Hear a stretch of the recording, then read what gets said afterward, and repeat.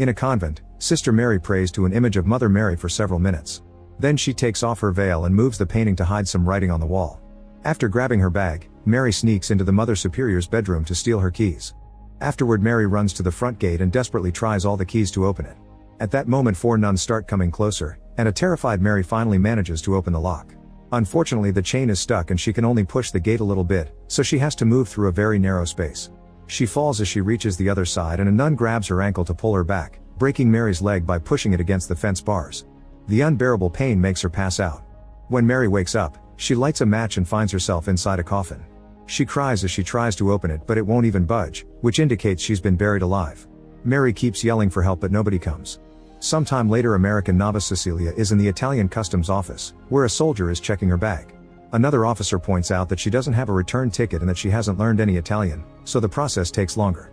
Both men think she's wasting her youth by joining a convent. She's then given her paperwork and allowed to leave. Deacon Enzo picks Cecilia up and they drive for hours through the countryside to finally reach the convent. The Mother Superior welcomes her in Italian and Cecilia doesn't understand, so Sister Isabel translates for her. When Mother Superior asks Isabel to show Cecilia her room, Isabel tries to refuse, but Mother Superior forces her to do it anyway. On the way to the room, Isabel shares that the convent was built in 1632 as a refuge for elderly sisters. The building is on top of the St. Stephen catacombs, which are off limits. The duo walks through several rooms full of older women and Isabel friendly says hi to everyone, only to then tell Cecilia about the nun who will die next week because of a tumor. Cecilia is shocked by how casual she speaks about it, and Isabel explains that death is part of the convent's everyday life. When an elderly nun with dementia named Francesca asks about her father, Isabel brings her alone while telling Cecilia that it's better to play along with her delusions unless they get violent. Cecilia stops walking to listen to the choir and notices a nun staring at her. Isabel then drags her to her new room while sharing the schedule. When Cecilia says she's honored to serve, Isabel calls her sweet as an insult and warns her that this is a hard place to live in. Later, when Cecilia is using the toilet, Gwen suddenly bursts into smoke in secret. They start chatting and Cecilia shares that her previous parish closed because of low attendance. She was then recruited by Father Tedeschi, who according to Gwen is very talented at finding runaways. In the evening, a special service is held so the novices can finally take their vows. The girls walk down the corridor with candles in their hands and Cecilia finally gets to meet Father Tedeschi in person. Cardinal Franco gives mass and talks to each novice individually. Tedeschi has to translate his words to Cecilia before she receives her rosary. She is happy to take the vows but hesitates a bit before kissing Franco's ring. Afterward, there's a dinner party to celebrate the new sisters. Cecilia chats with Tedeschi, who admits he liked science when he was younger but eventually God showed him a path. In return, Cecilia shares that when she was 12 she went to play on the frozen river. Unfortunately, the ice broke and she fell into the extremely cold water. The paramedics managed to save her after her heart stopped for almost 7 minutes. She believes God saved her for a reason and she wants to find out why. When Cecilia goes to the bathroom, she hears a strange sobbing voice. She follows the noise to the chapel and finds a woman praying on the floor of a room behind the altar. Cecilia comes closer to check on her and is shocked to see the woman's face covered by a weird red mask. Suddenly Cecilia is startled by a presence, but it's just Mother Superior who assures her that the woman on the floor is just a nun lost in prayer. Then Mother Superior grabs a nail from a box and reveals it was taken from Jesus' toe as she puts it on Cecilia's hands. While the woman talks about Jesus' suffering, Cecilia starts feeling dizzy and passes out. The next day, Cecilia goes to confession and blames her fainting on having too much wine, so she apologizes for disgracing herself in front of Mother Superior and promises to do better. The priest in the booth doesn't say a word, he just glances at her before disappearing into the shadows. Cecilia is staring in confusion when suddenly 2 hands reach through the wall and drag her back.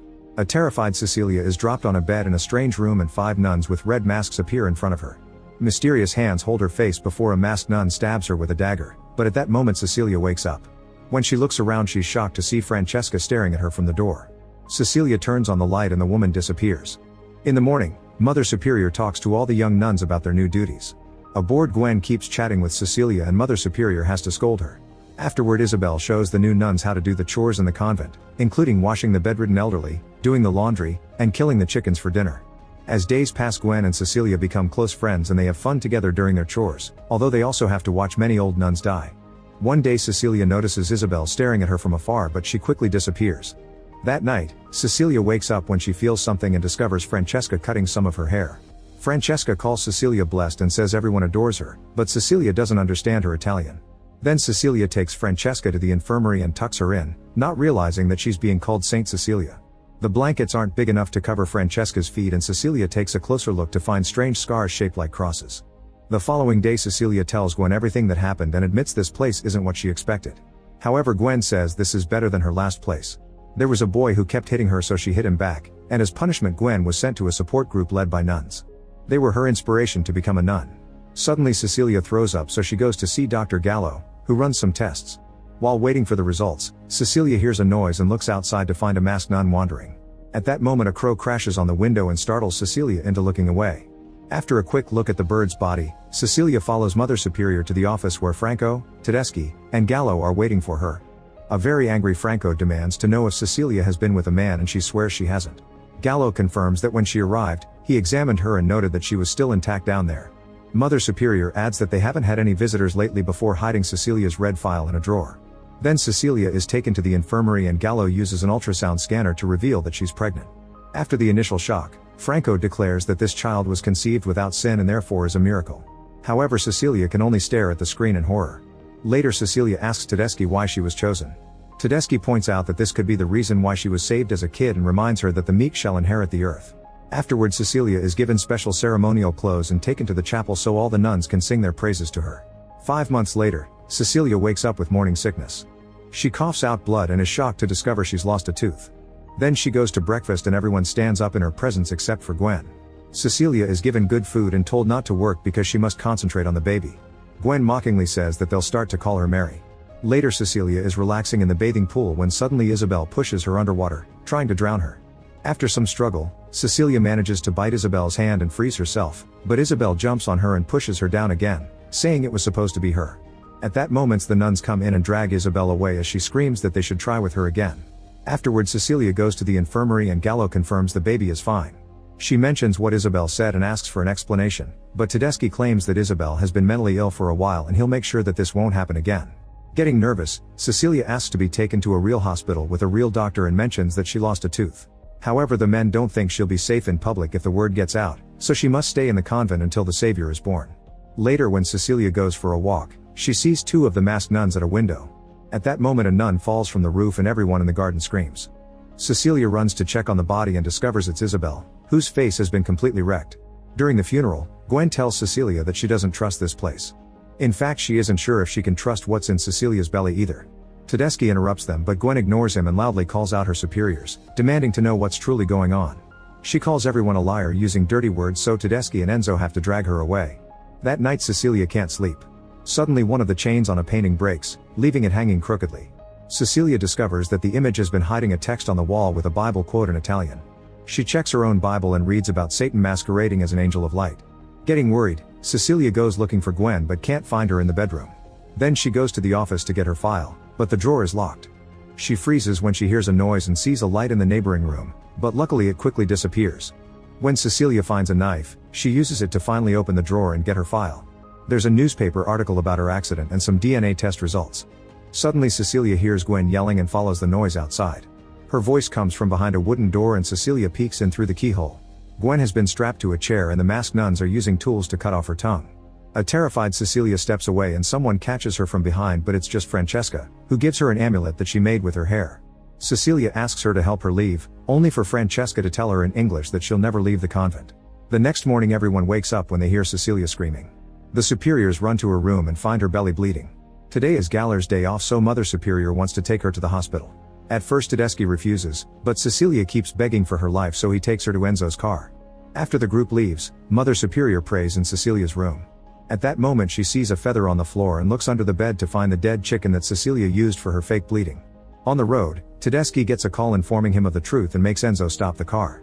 Cecilia realizes the truth is out and tries to run away, but the men quickly catch up to her and drag her back. At the convent, Mother Superior makes Cecilia have a very cold shower. When Cecilia mentions that God won't forgive them for the way they treat her, Mother Superior slaps her. Afterwards Cecilia is tied to a wheelchair and taken to the room behind the altar. By now she's guessed that someone here impregnated her and demands an explanation. Tedeschi grabs the nail and explains that they found remnants of blood and bone on it, which gave them the genetic code of the Messiah. This could be the chance to bring Jesus back. When Cecilia calls him insane, Tedeschi takes her to a room where he keeps the jars with all the failed attempts. He reveals he's been trying to resurrect Jesus for 20 years and that he thinks Cecilia is the perfect vessel. Then they got to Tedeschi's lab and he explains that as a scientist he worked on genetics, but his peers disapproved of his experiments. Tedeschi became a priest because he knew the church would let him experiment if it meant bringing Jesus back. Enzo holds Cecilia's feet and Tedeschi marks them both with a hot cross. Afterward, Cecilia is left alone in her room. When she tries to leave the wheelchair, her wounded feet make it hard to move and she falls. After some struggle, she reaches the door only to find it locked, and she has a breakdown. A few weeks later, Cecilia goes to confession with Franco and asks a lot of questions, but Franco doesn't answer a single one. While talking, Cecilia plays with her rosary and breaks a nail. She then pulls it off and finds her finger covered in a sticky substance. Franco finally talks to point out that if this wasn't God's will, then he would have already stopped them. A few days before the expected date, Gallo does another ultrasound and confirms that the child is moving. Gallo then goes searching for some medicine and leaves the door open. Cecilia uses the chance to grab a crucifix and repeatedly hits Mother Superior on the head until she's dead. When Cecilia leaves the room, she feels something wet and discovers that her water broke. Moments later, on the balcony, Cecilia surprises Franco from behind and starts choking him with her rosary. Eventually, Franco drops dead and is seen by Gallo, who immediately runs away. After taking Franco's lighter, Cecilia goes to the chapel and feels her first contraction. Refusing to give up, she grabs the holy nail before rushing to the lab, where she spreads ethanol all over the floor and equipment. At that moment, Tedeschi shows up and tries to come closer, but Cecilia pulls out the lighter. Tedeschi tries to make her see reason, pointing out that if she dies they'll just get another girl. His monologue is interrupted when Cecilia has another contraction and Tedeschi uses the chance to try to take the lighter back. Cecilia breaks a bottle on his head and runs out of the lab to lock the door. Tedeschi reaches through the window to grab her by the hair, so Cecilia pulls one of his fingers to break it.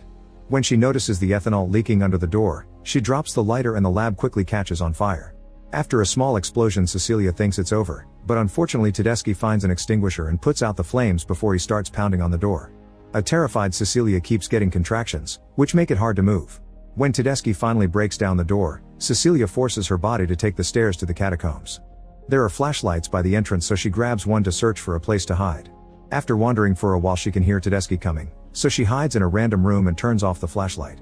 She stays quiet while Tedeschi walks down the corridor and waits until he's gone before turning on the flashlight again. When she turns around, she's horrified to find Gwen's tortured body.